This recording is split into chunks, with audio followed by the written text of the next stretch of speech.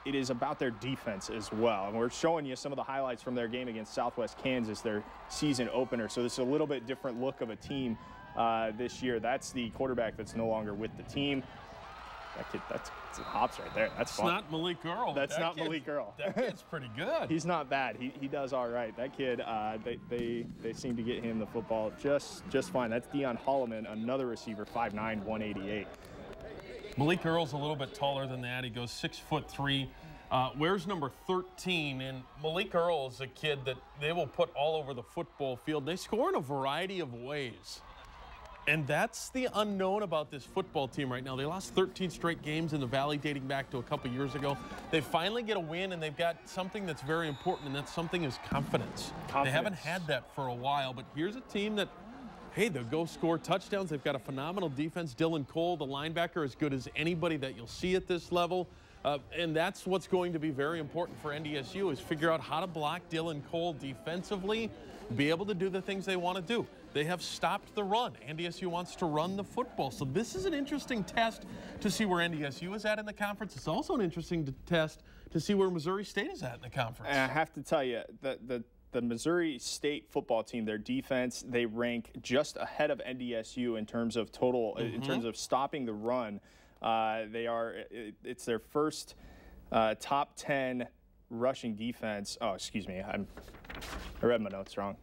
I'll tell you this, though.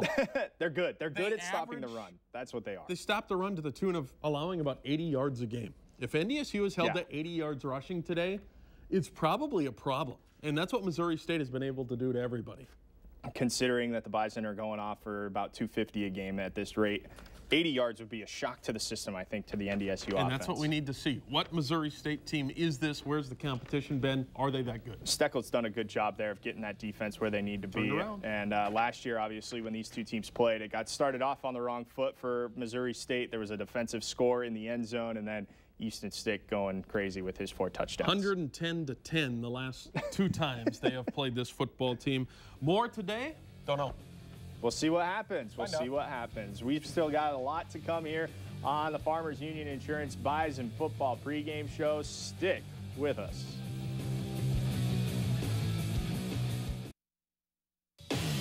This is the Farmers Union Insurance Bison Football pregame show. And welcome back to the Farmers Union Insurance Bison Football pregame show. Let's go out to Springfield and the tailgate lot. Beth Houle standing by with some Missouri natives with a Bison rooting interest. Beth. Hey guys, we're out here in the tailgate lot in Springfield. I am joined by Jeff and Monica, King Frazier's parents, to see the progress that King has been able to make in his career at NDSU. How proud are you guys of him and just the role he's been able to embrace here? Oh, we couldn't be more proud of him. He's accomplished everything that he's wanted to accomplish up here, and he just loves the culture, and he's fallen in love with Fargo, and just everything has been great about it. When you guys get to travel on these road trips, what's it like for you guys? How often do you guys get out to see him play, and what's it like to be here and see the Bison pride around supporting King and his teammates? We go to every single game. We usually travel on Fridays and go to the game on Saturdays, spend the night, and drive back home on Sunday. So to see all of these people out here to support, all of the parents, the family that you guys have, how large your family has grown since King became a Bison football player. I mean, how fun is that for you guys out here? It's amazing. We just feel like family. We really do. We couldn't say that before. We do. We've made friends that will go past his college days. So it's really great. It's really great. We love Fargo. We love the fans. We love all the Bison parents. So it's just been phenomenal. When you guys look at this game with Missouri State, it's a team that the Bison were able to beat up on pretty good last year. They've won several games this year, though. What have you heard from King? What do they expect? What do you expect from King and his teammates today?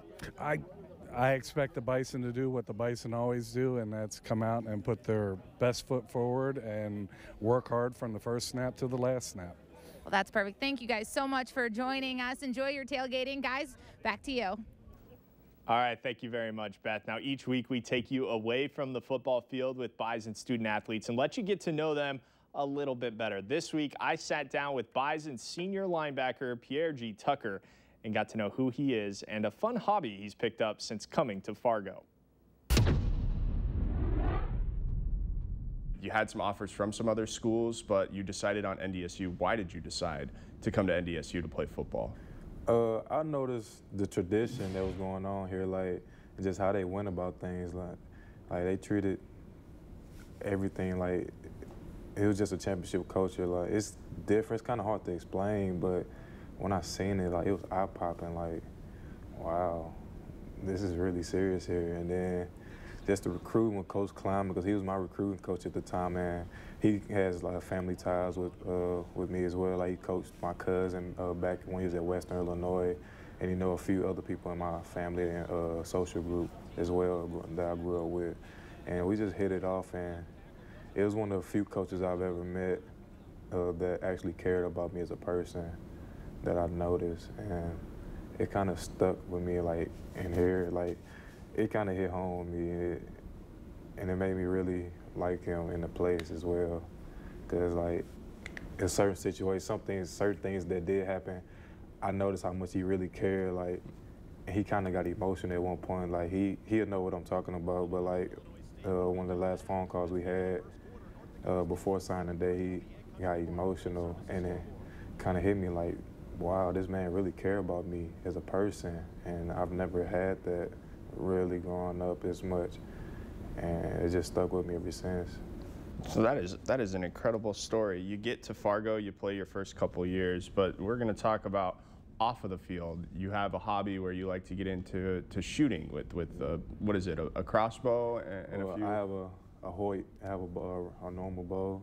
I like doing that, and I have a 12-gauge shotgun, and I actually just ordered a AR that's just got FFL to Gander Mountain today. So like, and the crazy thing is, because my freshman year, I lived with Carson. Carson Wentz for the summer. Him, Jedry, Bonnet, and Zach Johnson. And Carson like introduced me to guns. Like I shot a shotgun with him for the first time with him and his dog Henley. They were putting pigeons like to sleep and like throwing them out to teach Henley how to fetch and everything. And that was my first time doing it. And ever since I just loved doing it. So I went on, got my own things, and so now I have fun with it myself and some of the other teammates. Do you go to something like an archery range or go skeet shooting with some of your buddies? I do. Like I have clays and everything, so a lot of us teammates will get together and go to the range out in Castleton. We'll do clay shooting, or I have a guy who has his own property out in Sabin, which is real close, and we go on his property and shoot a lot and things like that. And then Bo, it's a place right in Moorhead I go to and just shoot on my own sometimes. They have little targets, so I go with him. I go with Chase and a few other people. They have their own bows, so I go with them too. It's hard to not see how you would get involved in some of those shooting sports when you drop names like Carson and Jedry and Bonnet. You hear those names. It's kind of crazy. Like from back from where I'm from, I would have never thought the stuff I do now. I would have never thought I'd do it at all. Like some of my friends think I'm crazy now because I do it, but I don't know. I just like it. It's exciting. I like it. It's fun. It's different. Do you like to do it during the season as kind of a stress relief from football? Well, I haven't had the chance to redo it during the season because of the timing and things like that. But like in the summer and the spring, we do it a lot because we have more time, like on weekends and things like that. So we find more time to do it then. But actually this weekend, I'm gonna try and go since I just got my AR. So. It's like getting like a Christmas present for yourself. It kind of is, yeah. So your friends give you flack for it back home? What are you hearing from those guys? Like they call me country, things like that. Like it's not normal things city people do, like going out, because I've bow hunted before too. It's like, so like me in the wilderness and things like that. They look at me like I'm crazy, man. Like, what's wrong with you?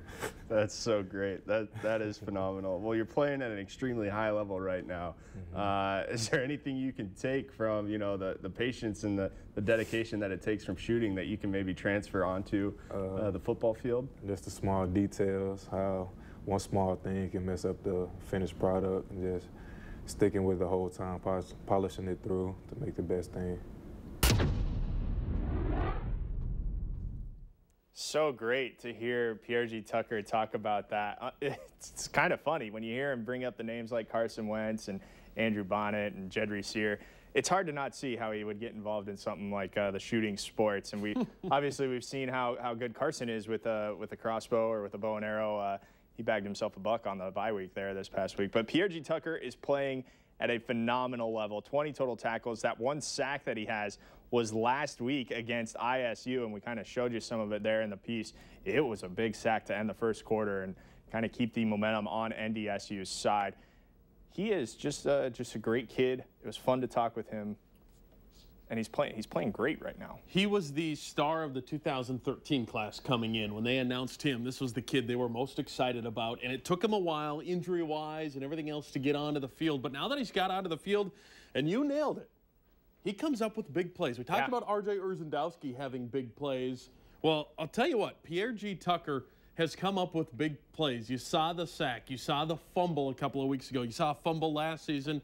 He leads the team with 4 quarterback hurries this year, and he just continues to get better and better each game and continues to elevate his play into, right now, one of the most exciting players on defense that NDSU has. And he's taking advantage of the fact that Nick DeLuca is not out there for the Bison. He is getting the opportunity that he can to move into different positions on the football field and making sure that he is always around the ball. Pierre-G. Tucker is doing a fantastic job for the Bison defensively. He's become the leader of that Wolfpack. Yep. He certainly is the leader of the Wolfpack that is North Dakota State, and he's done well. And he's such a fun, exciting player that brings that energy. You saw the laid-back G. Tucker, but when he's on the field, Pierre-G. Tucker, full of energy, nose to the football. It's what you want defensively. I would like to be a fly on the wall, though, in some of those shooting sessions that those guys have when they go out and maybe get some skeet shooting in or go out and practice with their bow and arrow. You go do that. I'll see what I can do. All right, we come back. We're going to take a walk down memory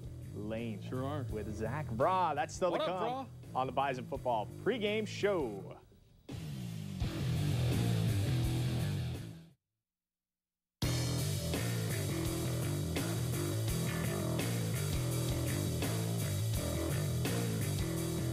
Welcome back in. North Dakota State, Missouri State, about 19 minutes away from right now, right here on this network. In a predominantly running offense, Zach Vraw changed the Bison in 2013. 67 catches, 15 touchdowns. He gave NDSU a threat down the field and turned the NDSU offense into something unpredictable.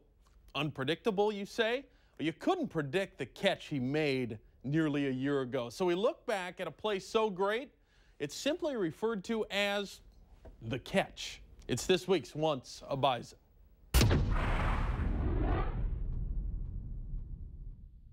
Zach, your name is all over the record books at North Dakota State as far as wide receivers, but I want to go back November 7th. Last year, you had a play that started at this very spot, 42-yard line against Western Illinois.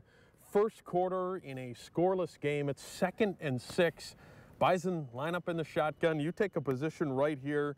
And as we go through this play, first of all, talk to me about the coverage, because I think you knew, and when you look at Easton on tape, the only place he was looking was at 82. I think you knew that you probably had a linebacker on you. Yeah, for sure. We saw that right away before the play started. Everyone was lined up there in a zone.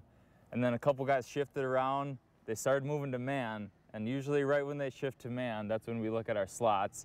I saw the matchup that the linebacker was coming across to me, and I'm just thinking to myself, Easton, I hope he's looking to the right, because I got a linebacker on me right now, which is the perfect matchup we want. So you break on this thing, started from the slot. So you're shooting right down the field here, angling just a little bit towards the sideline.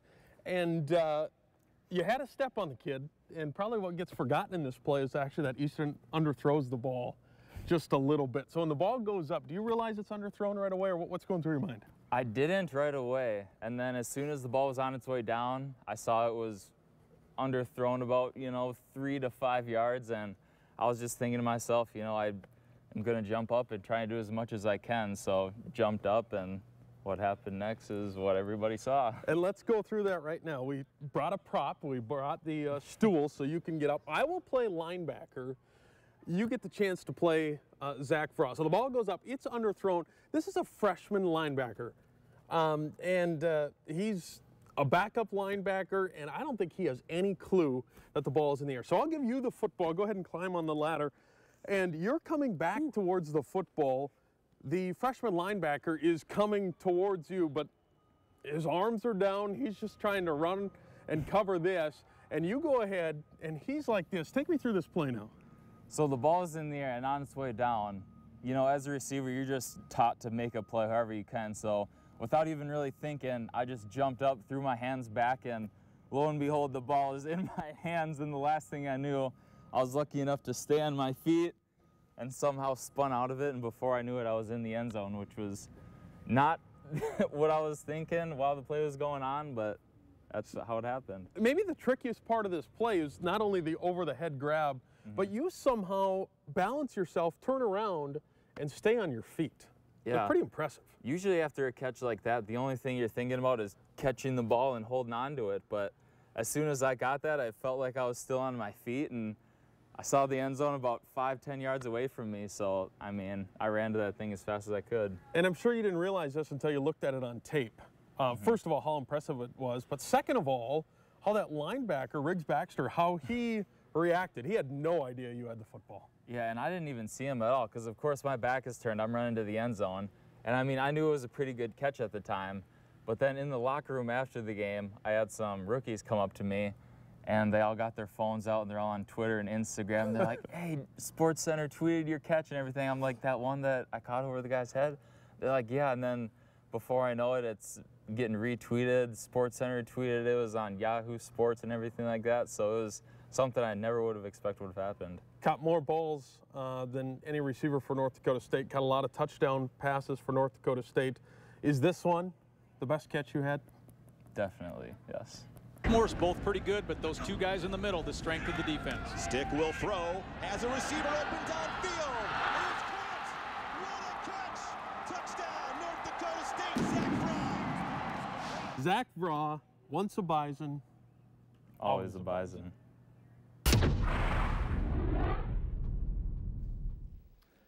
Vraw had 194 other catches than that one right there. None quite as great as that. He finished as NDSU's all-time record holder in pass receptions, also in receiving yards, and in total touchdowns. Not bad for Mr. Vraw. I keep saying this every week. It's so much fun to go back and put those together, but that one was fun because I saw that. They make the plays great and tell the stories. It's just retelling the story, and it's fun to see the video and all of that, relive some of that. It is fun to go back and do that. All right, so it's time for your chance to get involved as we ask our resident expert, about all things. In this week's Ask Gellner, here it is. How often does Easton Stick change the play at the line? This was submitted by Valley News Live's Mike Morkin getting in on the action this week. Well, it really depends on what your definition of change the play is. You see, many times NDSU, they come to the line of scrimmage with two different play calls, so almost all the time, each play, there's two different calls that the quarterback can go with. The first one that was called or switch to the other one. Easton has the confidence of the coaches to change the play from call 1 to call 2, but there are other instances like last week when Easton changed the call completely at the line of scrimmage based upon the coverage that he sees out in front of him. Last week, on that play where Easton sent R.J. Urzendowski on the go route, it worked 65 yards, a beautiful pass down the sidelines, a play that wasn't originally one of the two play calls, but a play that Stick saw and audibled to at the line of scrimmage. Worked out pretty well for the Herd. And he has the utmost respect from this coaching staff and responsibility to get that done. And just a sophomore. Just a sophomore. I hate to remind you, but I think it's amazing. I think it bears repeating every time we see him do something. All right, this is your chance to get involved.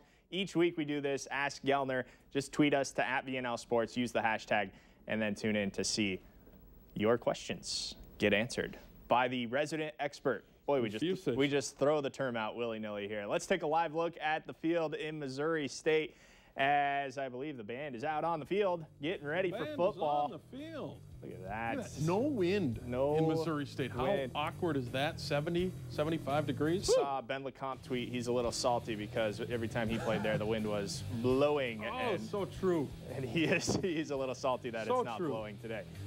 Should be a fun one there from Missouri State. Stick with us. We're going to get you updated on the injury report. Plus, we'll hear from Coach Kleiman. That's all still to come here on the pregame show.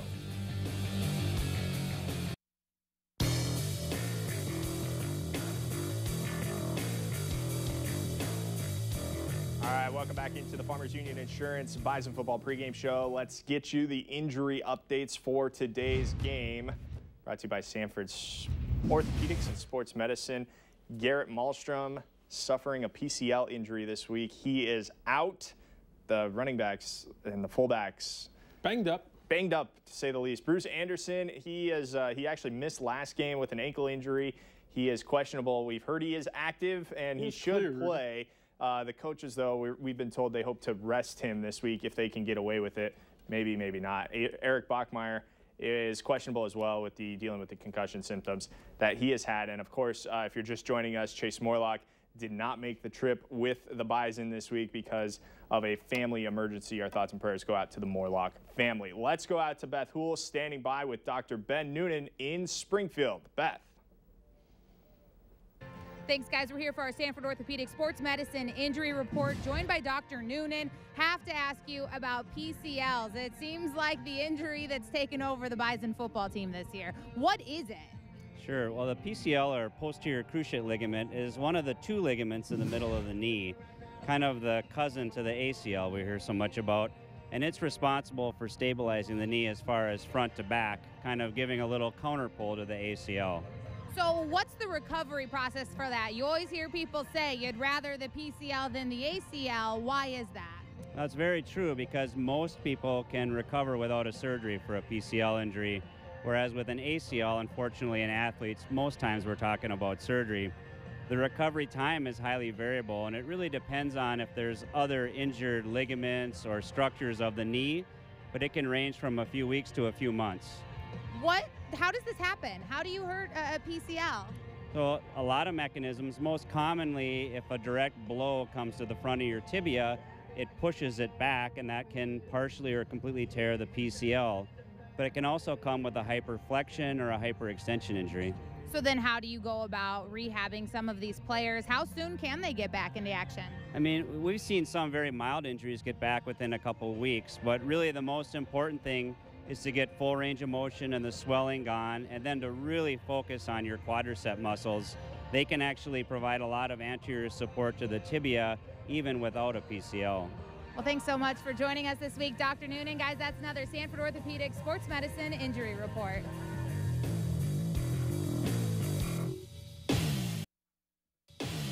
This is the Farmers Union Insurance Bison Football pregame show.